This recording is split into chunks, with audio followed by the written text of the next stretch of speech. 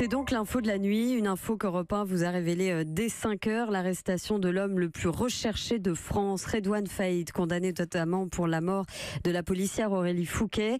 Bonjour Pierre de Cossette. Bonjour Céline. C'est vous qui nous avez révélé l'info cette nuit. La cavale de Redouane Faïd aura duré 93 jours. Oui, 3 mois et 2 jours d'une traque sans relâche menée par la police judiciaire de Versailles, épaulée cette nuit par les hommes de la BRI et du RAID. On ne plaisante pas avec l'homme le plus recherché de France, même si, selon nos informations, comme il y a 5 ans, lors de sa précédente arrestation pour sa précédente évasion, Redouane Faïd n'a pas opposé de résistance particulière.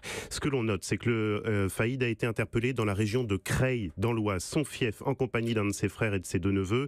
Loin d'être parti à l'étranger, le braqueur multirécidiviste, également condamné dans l'affaire de la mort de la policière municipale Aurélie Fouquet, était sur ses bases, ce qui confirme les prémonitions de nombre d'enquêteurs sur de faibles moyens financiers et logistiques pour assurer sa fuite.